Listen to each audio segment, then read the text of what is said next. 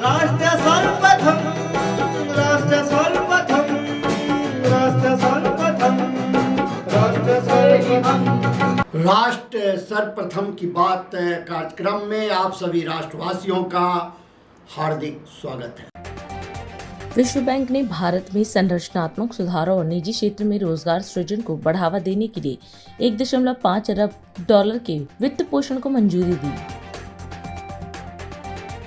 भारत मौसम विज्ञान विभाग ने बिहार, बंगाल, महाराष्ट्र सहित 15 राज्यों में भारी बारिश और आंधी तूफान का अलर्ट जारी किया। तृणमूल कांग्रेस ने चुनाव आयोग को अपने पदाधिकारियों और राष्ट्रीय कार्य समिति के सदस्यों की नई सूची भेजी है, जिसमें ममता बनर्जी को पार्टी प्रमुख बताया गया है। बीजेपी के वरिष्ठ नेता जॉर्ज कुरियन ने केंद्रीय मंत्री पद से इस्तीफा दे दिया है, क्योंकि राज्यसभा में उनका कार्यकाल समाप्त हो गया था और पार्टी ने उन्हें दोबारा नामित नहीं किया।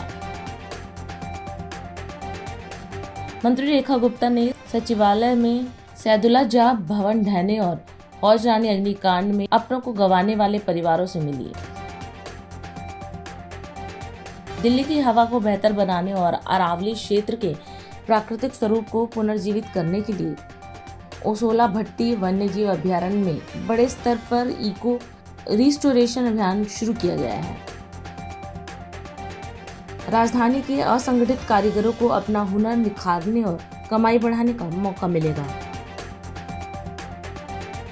भारतीय रेलवे ने वर्ष 2030 तक नेट जीरो कार्बन एमिशन हासिल करने का लक्ष्य तय किया।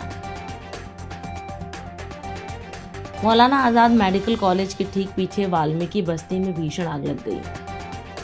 दिल्ली में मुख्यमंत्री द्वारा दिया गया विकास फंड का लूट लूट लूट, क्या बताया जल बोर्ड के कर्मचारी ने?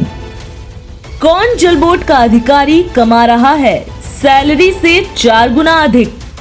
सरकार के यहाँ से 90,000 रुपये महीने की तनख्वाह वो पा रहा है, फिर भी उसको 90,000 तनख्वाह पा रहा है, फिर भी उसको पूरा नहीं कर रहा है। ये जेई वगैरह हैं, ये कम से कम 1.5 लाख रुपये तनख्वाह होती है। कुछ नहीं तो इस वक्त ये 2-2, 3-3 लाख रुपये महीने कमा रहे हैं। आखिर कौन है वो अधिकारी जो पीने की पानी का लाइन डालने की जगह क्रेन से खड्डे खुदवाकर पुनः मिट्टी से भर देता है?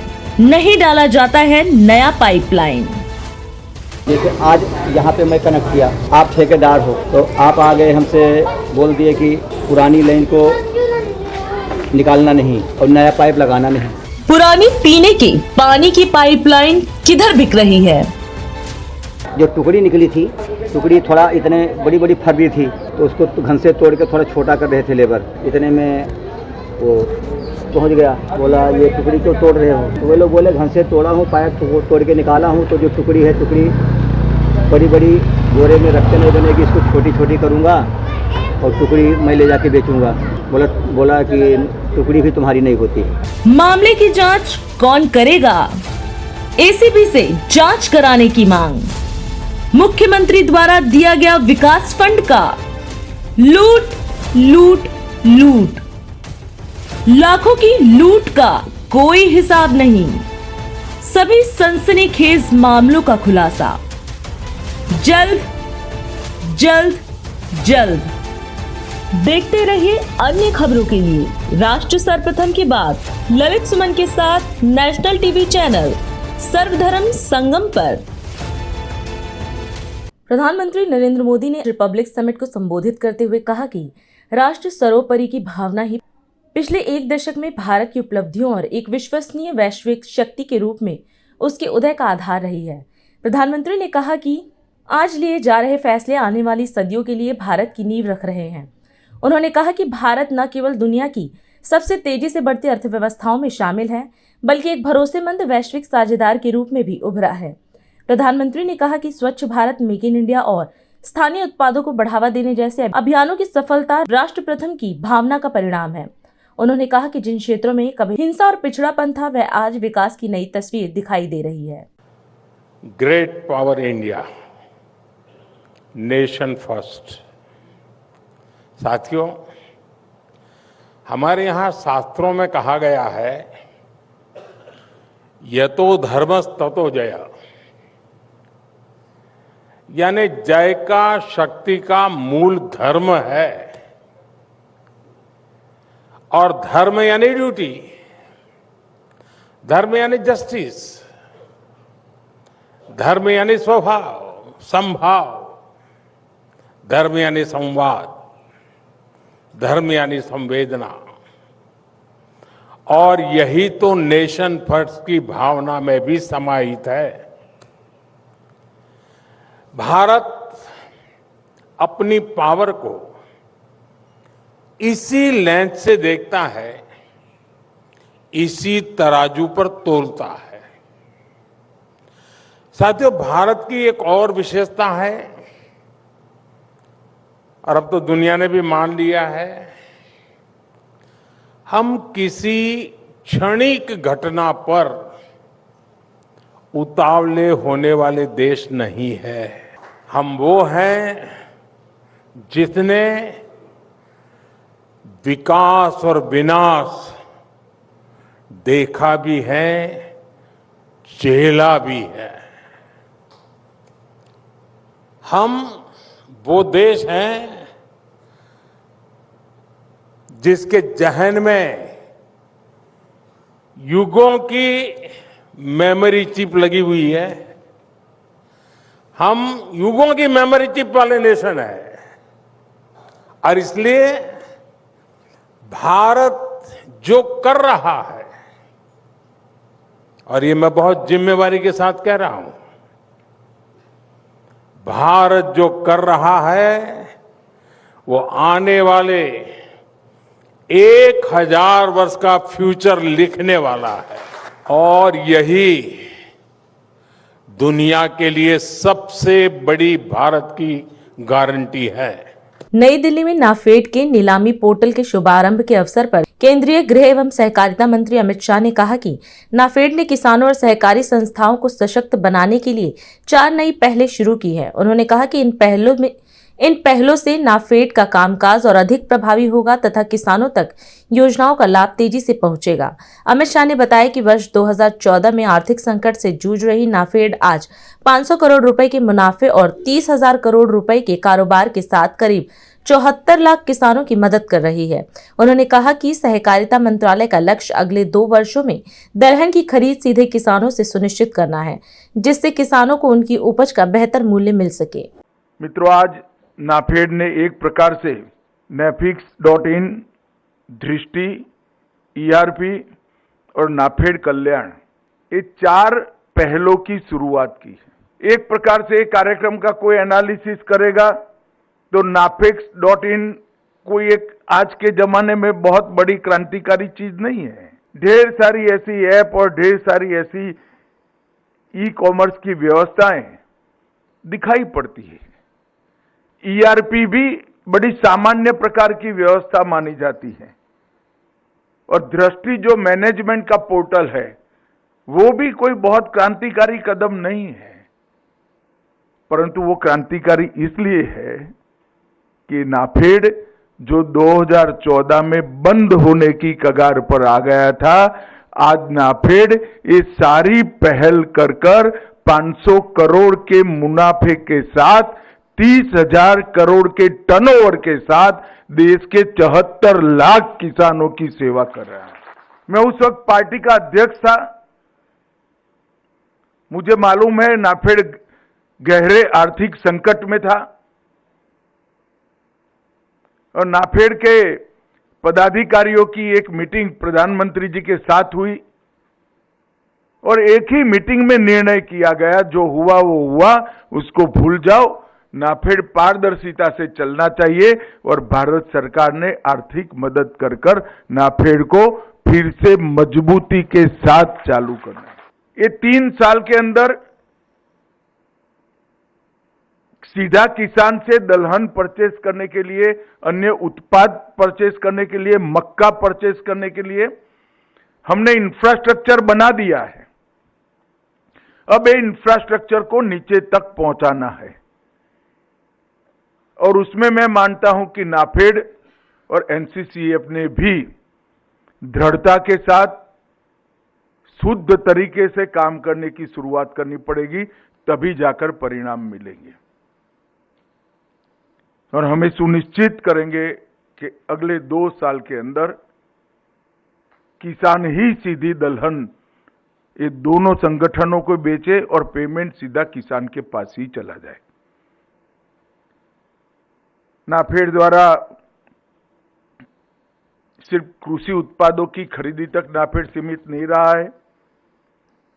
जैविक खेती, बीज उत्पाद, खुदरा कारोबार जो मूल्य को कंट्रोल करता है, जैव उर्वरकों का निर्माण, खाद्य सुरक्षा और अब अंतर्राष्ट्रीय व्यापार, ये सभी क्षेत्रों में विगत 3 साल में नाफेड ने बहुत अच्छा काम किया है और इसके कारण नाफेड की प्रासंगिकता भी बढ़ी है और मुनाफा भी बढ़ा है।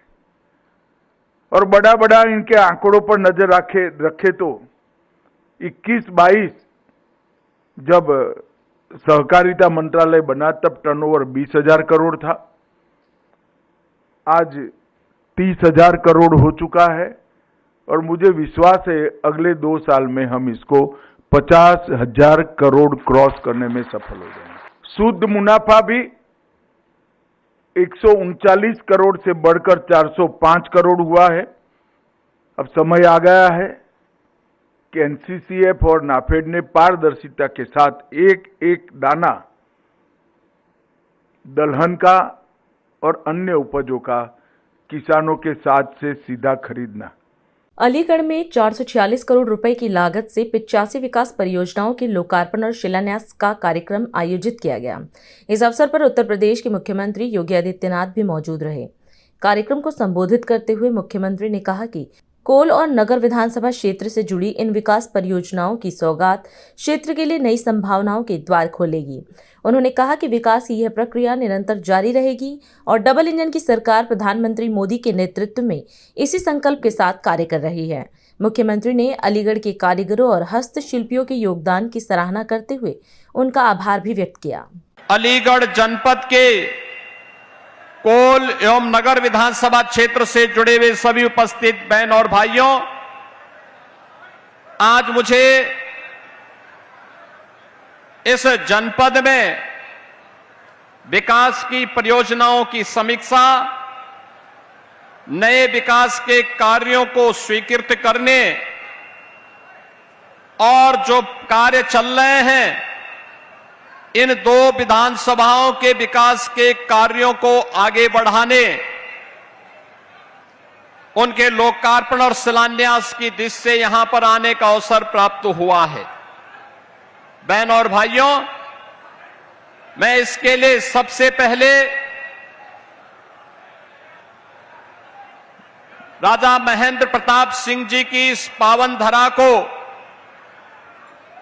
जिन्होंने 1915 में अफगानिस्तान से भारत की एक निर्वासित सरकार का गठन करके भारत की आजादी का शंखनाद किया था, ऐसे राष्ट्र नायक राजा महेंद्र प्रताप सिंह जी की स्मृतियों को नमन करता हूं, उन्हें विनम्र श्रद्धांजलि अर्पित करता हूं।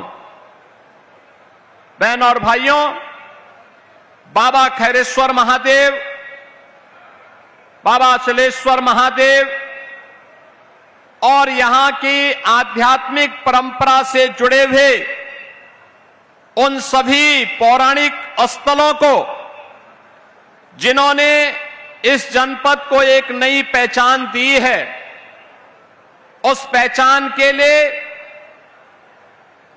और इस जनपद को विकास की नई ऊंचाइयों को पहुंचाने के संकल्प के साथ एक सामान्य किसान परिवार में जन्म लेकर के अलीगढ़ को स्वतंत्र भारत में एक नई पहचान दिलाने का कार्य किया था, ऐसे सरदेव बाबूजी कल्याण सिंह जी की स्मृति को भी नमन करते हुए उन्हें विनम्र श्रद्धांजलि अर्पित करता हूं।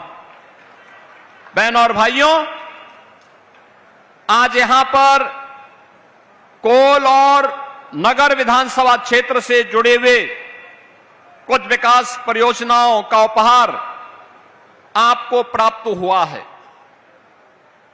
विकास की प्रक्रिया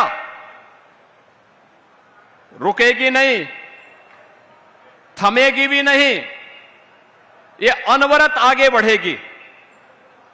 और इसी संकल्प के साथ ये डबल इंजन की सरकार प्रधानमंत्री मोदी जी के नेतृत्व में काम कर रही है।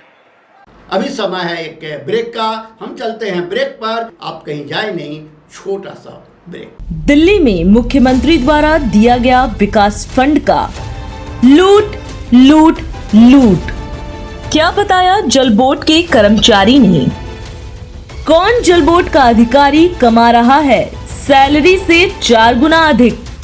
सरकार के यहाँ से 90,000 रुपये महीने की तनख्वाह वो पा रहा है, फिर भी उसको 90,000 तनख्वाह पा रहा है, फिर भी उसको पूरा नहीं कर रहा है। ये जेई वगैरह हैं, ये कम से कम 1.5 लाख रुपये तनख्वाह होती है। कुछ नहीं तो इस वक्त ये 2-2, 3-3 लाख रुपये महीने कमा रहे हैं। आखिर कौन है वो अधिकारी जो पीने की पानी का लाइन डालने की जगह क्रेन से खड्डे खुदवाकर पुनः मिट्टी से भर देता है?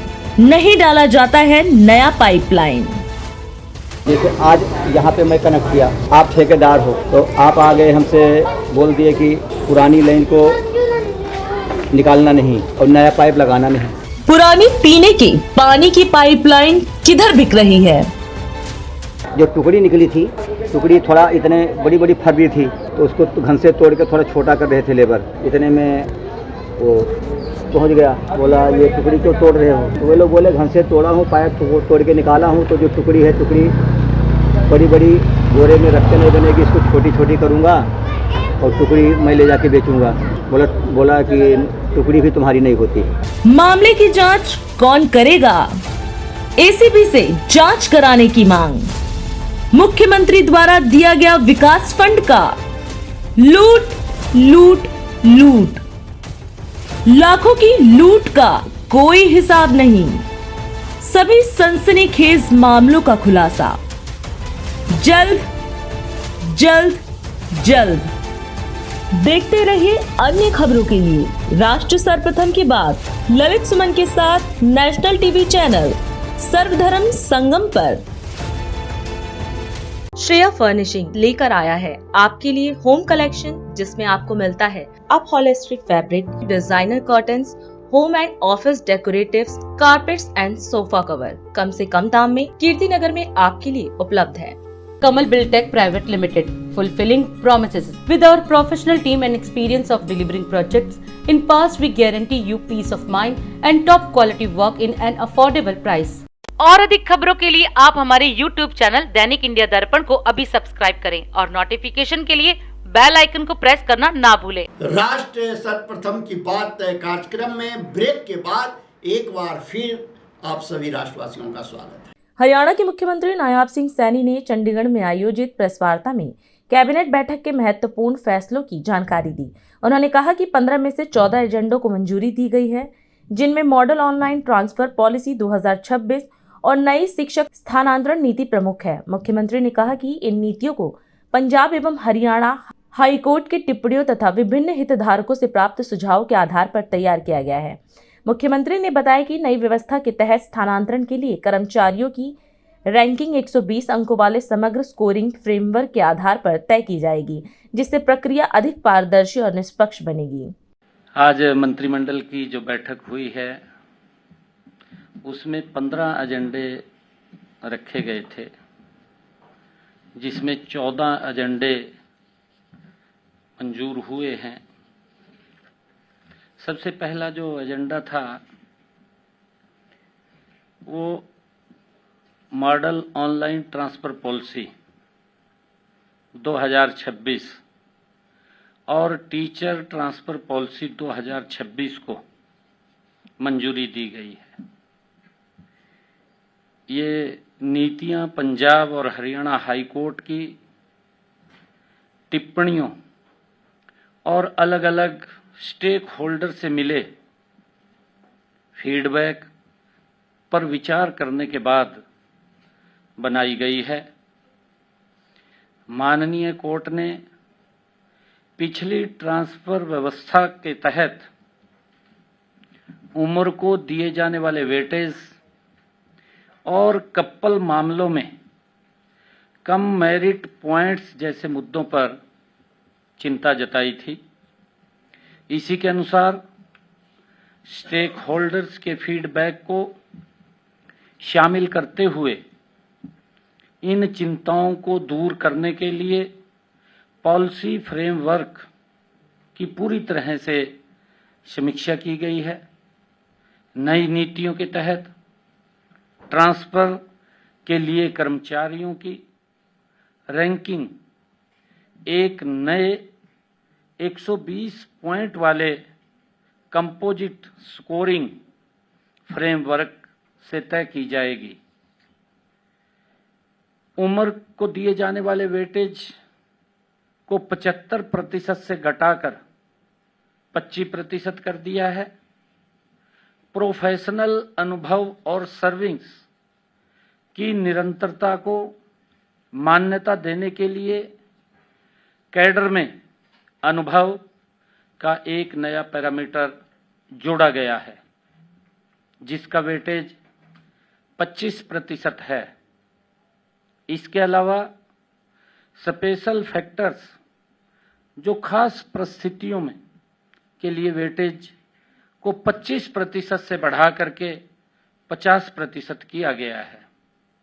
साथ ही गंभीर बीमारियों की लिस्ट में मुस्कुलर डिस्ट्रॉफी, बेसेट रोग और खास अंग प्रत्यारोपण जैसे पैनक्रियाज, बोन मैरो ट्रांसप्लांट को भी इसमें शामिल किया गया है। नीतियों में एक जरूरी प्रावधान भी जोड़ा गया है, जिसके तहत रिटायरमेंट से 1 साल पहले किसी भी कर्मचारी या शिक्षक का ट्रांसफर उनकी लिखित सहमति के बिना नहीं किया जाएगा। कपल केस कैटेगरी के तहत मिलने वाले मेरिट पॉइंट्स को 5 से बढ़ाकर 10 कर दिया गया है। मंत्रिमंडल ने मानव संसाधन विभाग को MOTP 2026 के तहत पहली ऑनलाइन ट्रांसफर प्रक्रिया के लिए जरूरी निर्देश जारी करने की मंजूरी दी गई है। ये निर्देश खास तौर पर नेशनल कैटेगरी और उन कैडर के लिए होंगे जहां करंट ड्यूटी चार्ज की व्यवस्था लागू है। नई नीति निष्पक्ष, पारदर्शी और टेक्नोलॉजी पर आधारित ट्रांसफर सिस्टम के प्रति राज्य सरकार की ये प्रतिबद्धता को दर्शाती है। साथ ही प्रशासनिक दक्षता और कर्मचारियों के कल्याण को भी ये सुनिश्चित करती है। छत्तीसगढ़ के मुख्यमंत्री विष्णुदेव साय ने सोमनाथ स्वाभिमान सांस्कृतिक यात्रा को हरी झंडी दिखाकर रवाना किया। इस अवसर पर उन्होंने बताया कि प्रदेश के 1000 श्रद्धालु विशेष ट्रेन के माध्यम से आदि ज्योतिर्लिंग भगवान सोमनाथ के दर्शन के लिए रवाना हुए हैं। मुख्यमंत्री ने सभी श्रद्धालुओं को शुभकामना देते हुए कहा कि यह पावन यात्रा आस्था, संस्कृति और आध्यात्मिक चेतना से जोड़ने के साथ साथ सनातन परंपरा के मूल्यों को भावी पीढ़ियों तक पहुंचाने का माध्यम बनेगी। उन्होंने कहा कि सोमनाथ स्वाभिमान सांस्कृतिक यात्रा हमारी सांस्कृतिक चेतना, आध्यात्मिक मूल्यों और सनातन विरासत के प्रति श्रद्धा, सम्मान और आत्मगौरव का प्रतीक है। आज छत्तीसगढ़ के लिए बड़ा सौभाग्य का विषय है कि सोमनाथ स्वाभिमान सांस्कृतिक यात्रा का हम लोग शुभारंभ करने के लिए यहां पर एकत्र हुए हैं। और ऐसे अवसर में मंच में विराजमान सभी अतिथिगण, अधिकारीगण और सभी हमारे श्रद्धालु जो 1000 की संख्या में जा रहे हैं, ऐसे श्रद्धालुगण और मीडिया के मित्रगण, आप सभी लोगों का मैं इस अवसर पर अभिनंदन करता हूं। और आज हम सभी लोग 1000 हमारे पूरे प्रदेश के विभिन्न जगहों से श्रद्धालुगण सोमनाथ स्वाभिमान सांस्कृतिक यात्रा के लिए सोमनाथ जा रहे हैं। उनको बहुत बहुत बधाई देते हैं, शुभकामनाएं देते हैं। उनकी यात्रा सफल हो और बाबा सोमनाथ से छत्तीसगढ़ की खुशहाली के लिए आशीर्वाद लेकर आए। और इस यात्रा में हमारे पद्मश्री और ख्याति प्राप्त लोग और श्रद्धालुजन सभी जा रहे हैं। और साथ में विभिन्न शिवालयों की मिट्टी का कलश और विभिन्न नदियों का जल कलश, ये सब को लेकर सोमनाथ जा रहे हैं। वहां बाबा सोमनाथ जी को अर्पित करेंगे। और आप सबको मालूम है कि सोमनाथ का मंदिर 1000 साल पुराना है और जिनके ऊपर में मुगलों ने अनेकों बार आक्रमण किया, लेकिन आज उसी तरह वो विद्यमान है। पिछले 75 साल पहले जीर्णोद्धार हुआ और उसमें हमारे देश के प्रथम राष्ट्रपति डॉक्टर राजेंद्र प्रसाद वो गए हुए थे और ये सब संभव हुआ हमारे देश के प्रथम उप प्रधानमंत्री और गृह मंत्री जो लौह पुरुष कहलाए सरदार वल्लभ भाई पटेल, जिन्होंने आजादी के बाद जो हमारा देश अनेकों रियासत में बटा था उनको एक करने का काम किए थे। उनके प्रयास से बाबा सोमनाथ का मंदिर पिछले 75 वर्षों में उसका जीर्णोद्धार हुआ। तो ऐसा सोमनाथ मंदिर का दर्शन करने के लिए हमारे श्रद्धालु जन जा रहे हैं। और ये 1 साल का ये कार्यक्रम चल रहा है सोमनाथ स्वाभिमान सांस्कृतिक यात्रा का। 11 जनवरी 2026 से शुरू हुआ है और अगले साल 11 जनवरी 2027 तक ये चलने वाला है। उसी तारतम्य में आज हमारे प्रदेश के 1000 श्रद्धालु जा रहे हैं। मैं फिर से एक बार पूरे प्रदेश की तरफ से उनको बहुत बहुत बधाई, बहुत बहुत शुभकामनाएं देते हैं। उनकी यात्रा सफल हो और बाबा विश्वनाथ से वो सब छत्तीसगढ़ की खुशहाली के लिए आशीर्वाद लेकर आए। बहुत बहुत धन्यवाद। जय हिंद, जय छत्तीसगढ़। दिल्ली में मुख्यमंत्री द्वारा दिया गया विकास फंड का लूट लूट लूट, क्या बताया जल बोर्ड के कर्मचारी ने? कौन जल बोर्ड का अधिकारी कमा रहा है सैलरी से 4 गुना अधिक?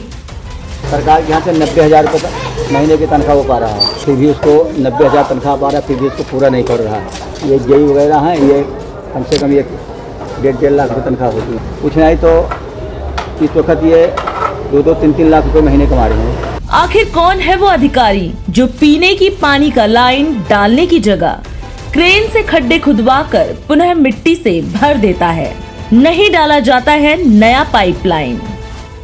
जैसे आज यहाँ पे मैं कनेक्ट किया, आप ठेकेदार हो तो आप आ गए हमसे बोल दिए कि पुरानी लाइन को निकालना नहीं और नया पाइप लगाना नहीं। पुरानी पीने की पानी की पाइपलाइन किधर बिक रही है? जो टुकड़ी निकली थी, टुकड़ी थोड़ा इतने बड़ी बड़ी फरबी थी तो उसको घन से तोड़ के थोड़ा छोटा कर रहे थे लेबर। इतने में वो पहुंच गया, बोला ये टुकड़ी क्यों तोड़ रहे हो? तो वे लोग बोले घन से तोड़ा हूँ, पाइप तोड़ के निकाला हूँ। तो जो टुकड़ी है, टुकड़ी बड़ी बड़ी बोरे में रखते नहीं बनेगी, इसको छोटी छोटी करूँगा और टुकड़ी मैं ले जाके बेचूंगा।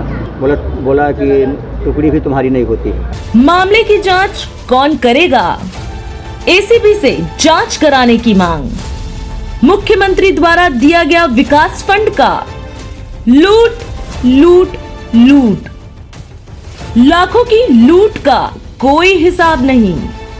सभी सनसनीखेज मामलों का खुलासा जल्द जल्द जल्द। देखते रहिए अन्य खबरों के लिए राष्ट्र सर्वप्रथम के बाद ललित सुमन के साथ नेशनल टीवी चैनल सर्वधर्म संगम पर। आज हम इस कार्यक्रम में आपसे विदा लेते हैं। आप अन्य खबरों के लिए बने रहे। राष्ट्र सर्वप्रथम, वंदे मातरम, जाग उठा है भारत। राष्ट्र सर्वप्रथम, राष्ट्र सर्वप्रथम, राष्ट्र सर्वप्रथम।